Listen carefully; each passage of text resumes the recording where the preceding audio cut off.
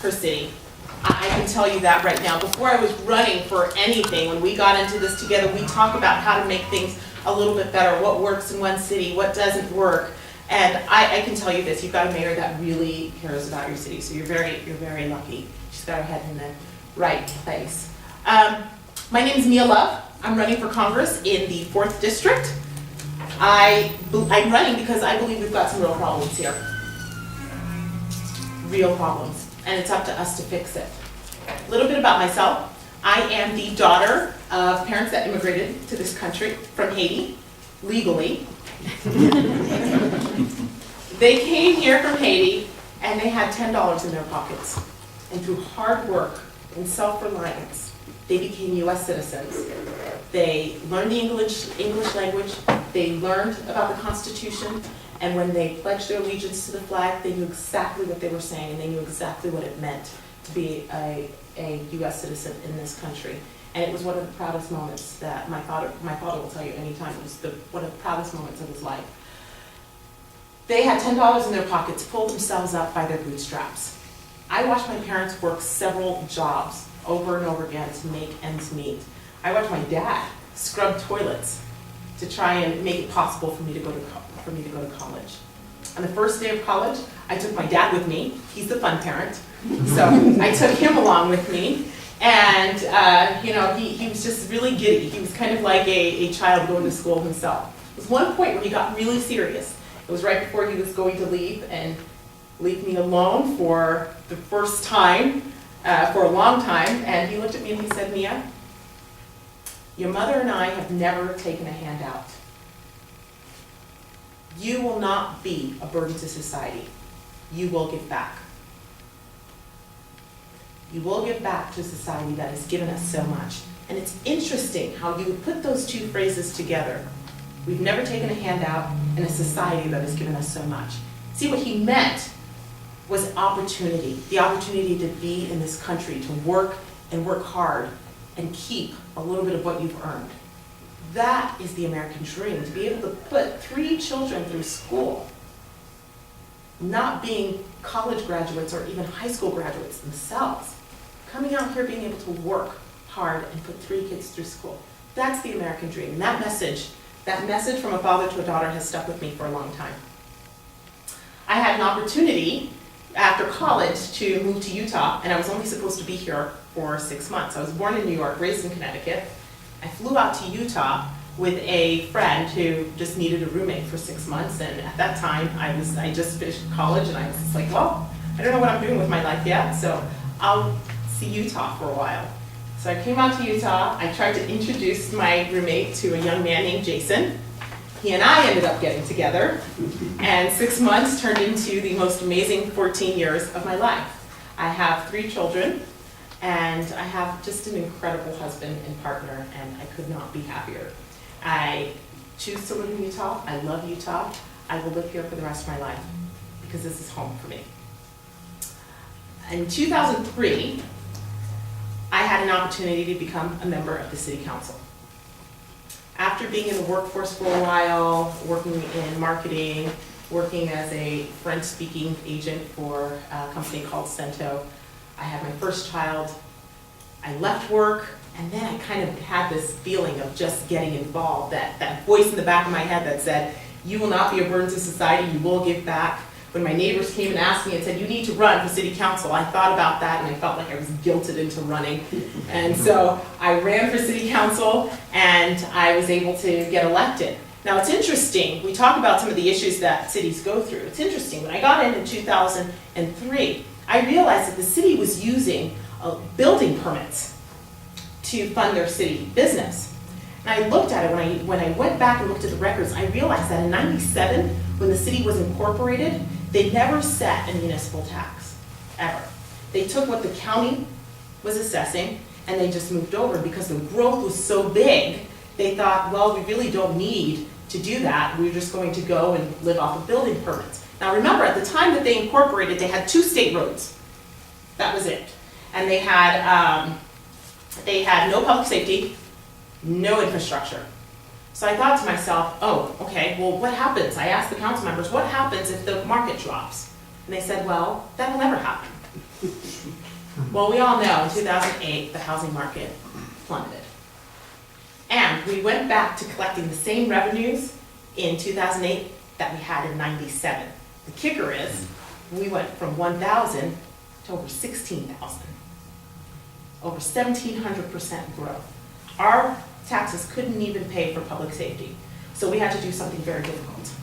We rolled up our sleeves and we cut spending.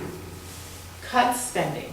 And we set a municipal tax for the first time and made sure that it paid for public safety. That was it. Because again, you cannot do everything for everyone. I understand what my role is, and that is protecting unalienable rights. That is public safety, period. 2 years ago, a story, just to let you know, a story that happened in Saratoga Springs, the first time I was mayor. 2 years ago, I had a group of people come to me and say, Mayor, we need a library. I like this. Go get us a library. And it's interesting because I said in Utah County, you build your own libraries. Cities have to come up with the funding to build their own libraries, and as we all know, it's all expenditure, no revenue.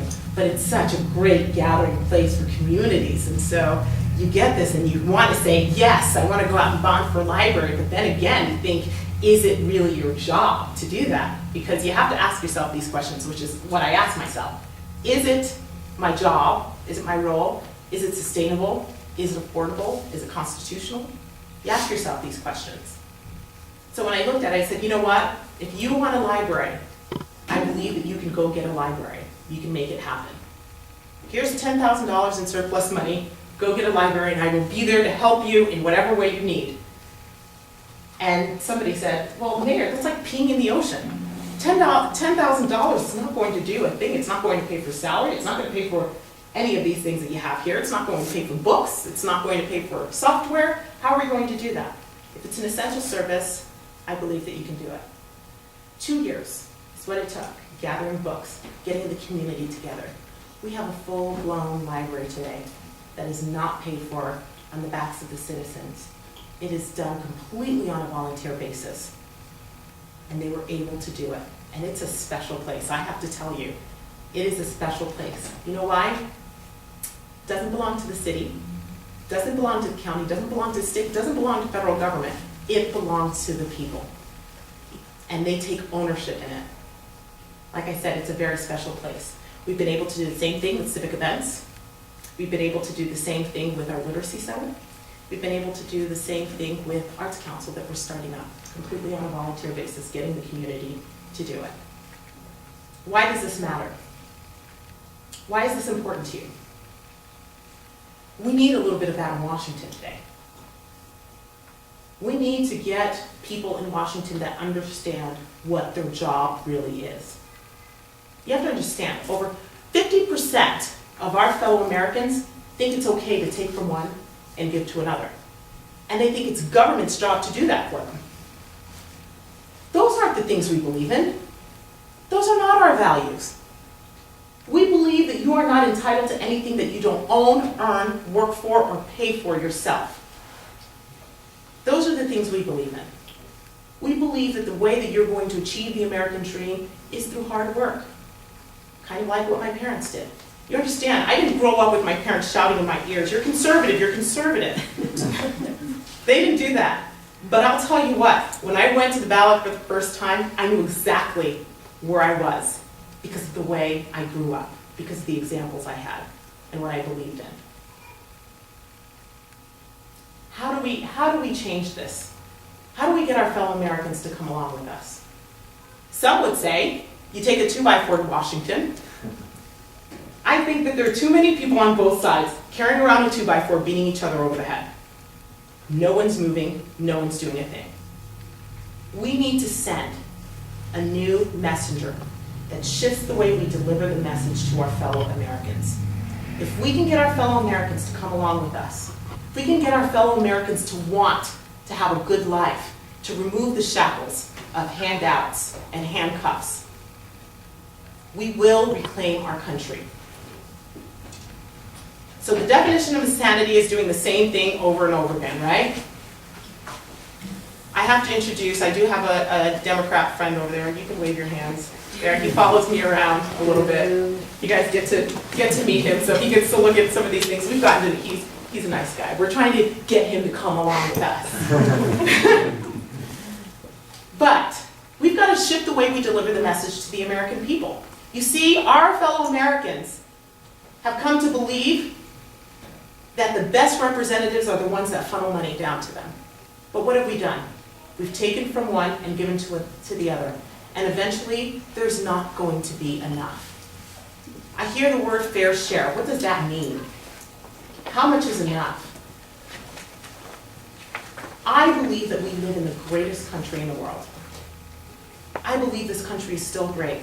As a matter of fact, remember I told you my parents are from Haiti. I know more people from the state of Utah that went to help in Haiti after the earthquake than I know people in Haiti. That's actually saying something. Our country gives more voluntarily than any other country. Because we're good people.